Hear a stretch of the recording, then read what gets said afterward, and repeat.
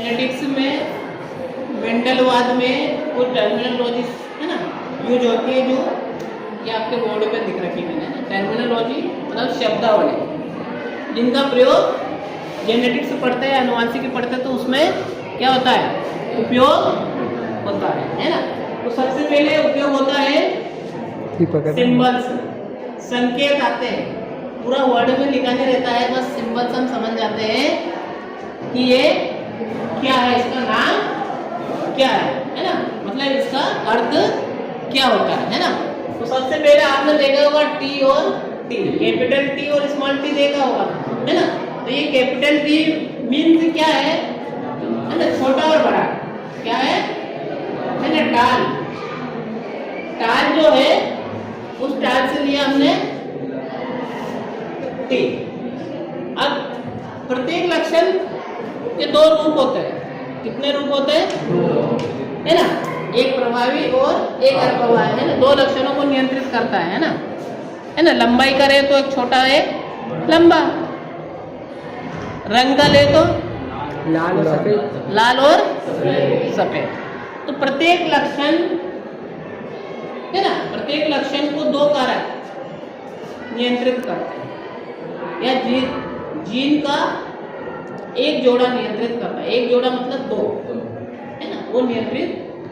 तो ये उसका जो प्रभावी रहता है उसको कैपिटल टी से, जो अप्रभावी लक्षण रहता है उसको स्मॉल टी से। अर्थात एक जीन है ना इस लक्षण को नियंत्रित करेगा और दूसरा जीन इस लक्षण को नियंत्रित।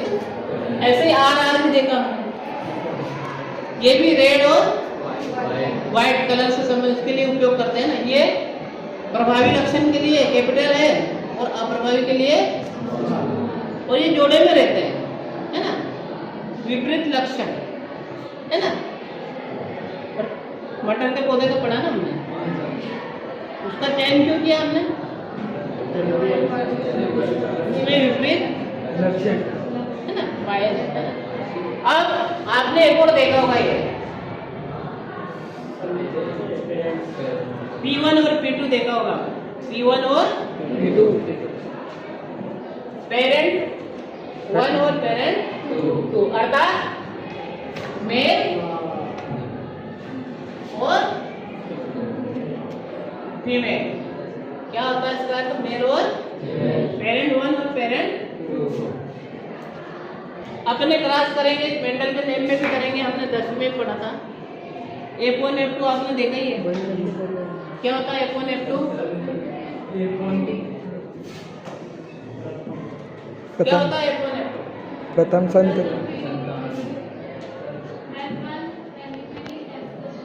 और इसका अर्थ क्या होता है F1 का, फर्स्ट एक मतलब AYRS, first filial generation, first filial generation, जिसको हम क्या कहते हैं, प्रथम पीढ़ी। अर्थात ये कहाँ उपयोग करेंगे F1, जैसे मेल फीमेल जो पेरेंटल ले रहे हैं उनका क्रॉस कराने के बाद जैसे ही पहले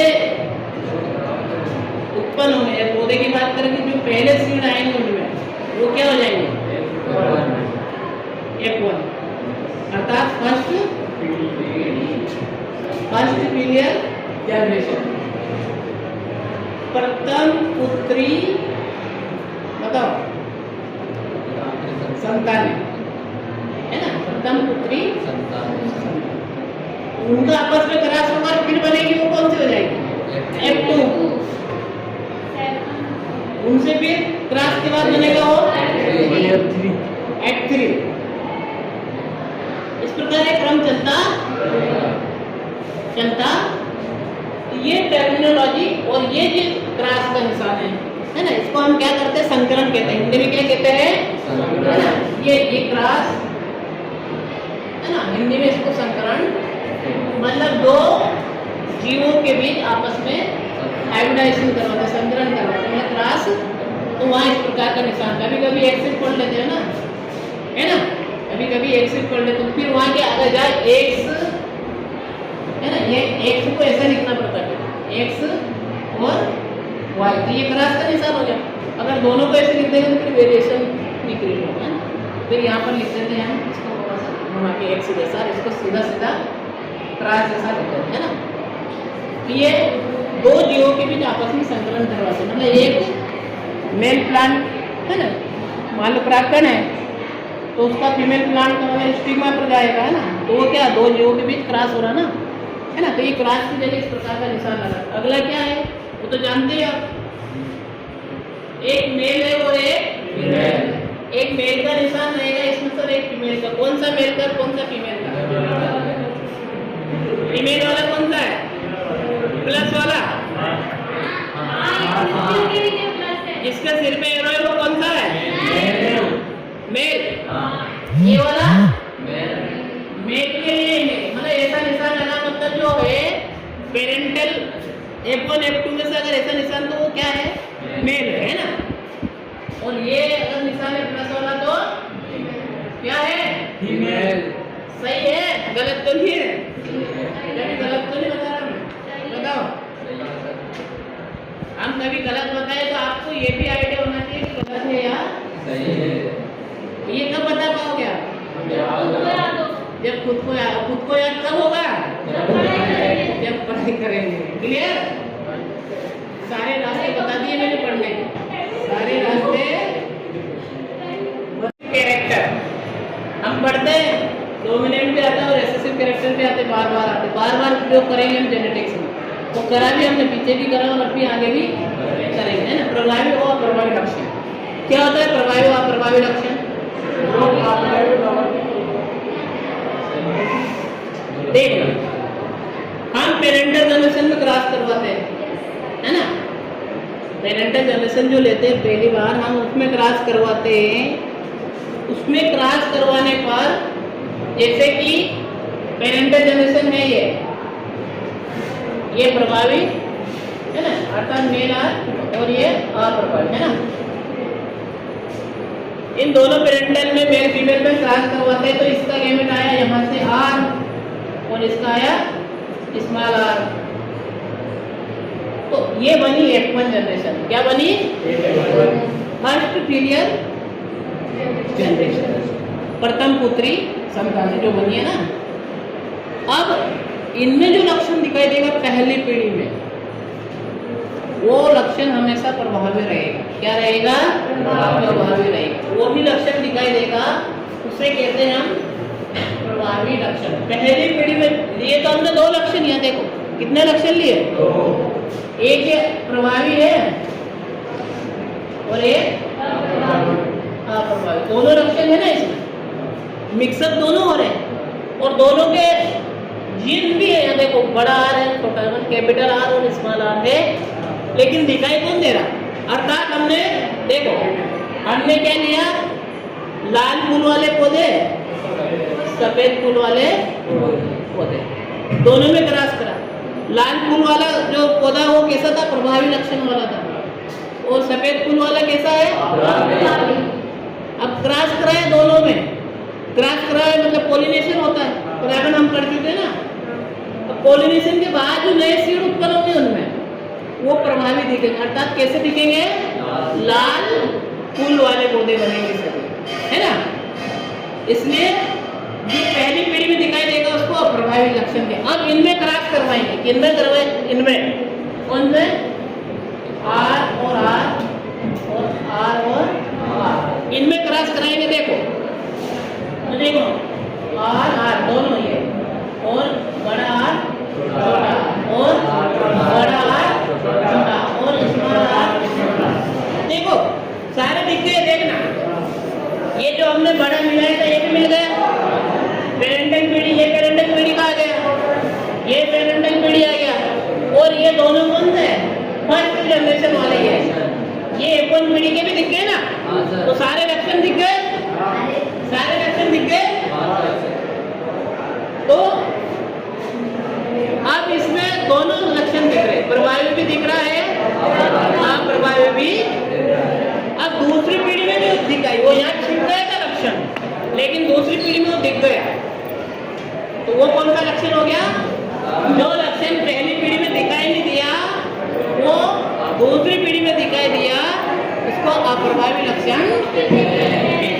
कहते हैं उसको अव्यक्त लक्षण कहते हैं। अगला क्या अपना समयुग्मजी है, समयुग्मजी है ना। होमो जाइगस वो हेटेरोजाइगस। प्रत्येक लक्षण के दो विपरीत क्या होते हैं, है ना। एक ही लक्षण के दो रूप होते हैं। क्या होते हैं? दो रूप। जो भी बोल रहे हैं बार बार। अब जो एक रूप रहता है उनको, है ना, अब उनके जो जीन्स रहता है जीनोटाइप, अब उन दोनों जीनों के अगर जीन्स जो एक समान है, कैसे हो? एक समान, जैसे कि या तो बड़े टीटी हो या आरआर हो या स्मॉल टीटी हो या स्मॉल आर, तो ये एक समान है दोनों कारक। दोनों जिनका एक लक्षण को नियंत्रित करने वाले दोनों कारक एक समान है, तो वो क्या कहलाएंगे? समयुग्मजी या होमो। ये अगर एक लक्षण को नियंत्रित करने वाले दोनों कारक या जीन असमान हो, कैसे हो? असमान मतलब एक छोटा एक बड़ा, या एक छोटा एक बड़ा, एक असमान, एक कैपिटल और एक, है ना, कैपिटल और स्मॉल। ये क्या कर रहे हैं? असमानता दर्शा रहे हैं। ये क्या आपस में समान नहीं है दोनों, इसलिए इनको क्या कहते हैं हम? समयुग्मजी कहते हैं, है ना। दो कैरेक्टर हो रहे हैं, अभी बता देता हूँ थोड़ी सी देर में। ये आ गया, इतना सारा समझ में साफ। जीनोटाइप एंड जीनोटाइप मतलब लक्षण प्रारूप और जीन प्रारूप। आप किसी पौधे को देख रहे हैं, हमें आप सभी आपस में देखो, अपने को या मेरे को देखो, हम बाहर से दिखाई दे रहा है ना, मेरा आकार है, रंग है, रूप है, मेरी स्ट्रक्चर अलग ही है। हर व्यक्ति की स्ट्रक्चर अलग रहती है ना, ऐसे हर पौधे की स्ट्रक्चर भी अलग। तो बाहर से देखने पर जो दिखाई देगा उसको क्या कहते हैं? लक्षण प्रारूप या फिनोटाइप। अलग अलग जीन प्रारूप होते हुए भी, जीन प्रारूप मतलब अंदर की संरचना अलग अलग होते हुए भी बाहर से एक समान दिखाई देते हैं। ये आर है मतलब प्रभावी है, प्रभावी है अर्थात कैसे? लंबे, ये लाल रंग के, कैसे है? लाल। और टीटी है, ये भी प्रभावी लक्षण है और कैसा है? लंबा है। कैसा है? लंबा है। एक और मैंने बताया था आर और टी और डी, ये पहली पीढ़ी में दिखाई देते हैं, है ना।